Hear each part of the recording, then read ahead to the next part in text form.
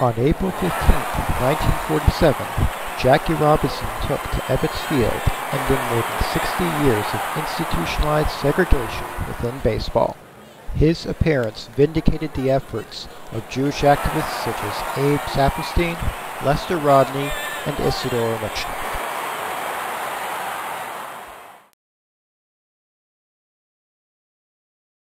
I grew up in the area of Brooklyn called Williamsburg, and it was a nice neighborhood. It was a mixture of Jewish and Italian families.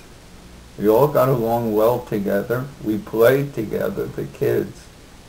No one was very rich. The early 20th century saw a rise in Jewish immigration from Central and Eastern Europe to the United States. They came here hoping to escape centuries of European persecution and to create better lives for their families. Sadly, many faced hardships of anti-Semitism here that paralleled those of the African American community. Jews were poor, forced into isolated communities such as Brooklyn and Mattapan, and often restricted from jobs and schools. They also felt a kinship to the Negro experience of slavery, remembering the Jewish bondage in Egypt every year at Passover. Because of this, Jews sought to join with African Americans to combat their challenges together. Groups such as the NAACP were created with Jews among their founding members.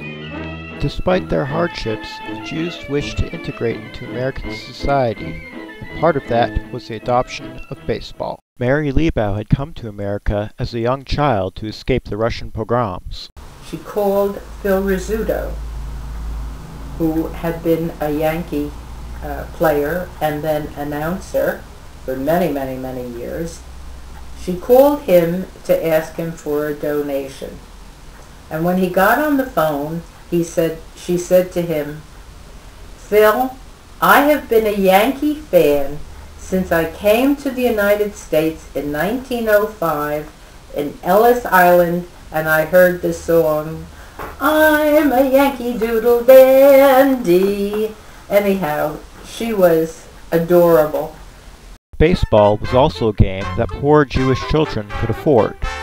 We used to play baseball on the streets of Brooklyn, and it was our biggest hunt. It's something we could play without having to get uniforms.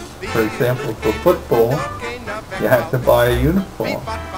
But baseball was just the game that everyone played.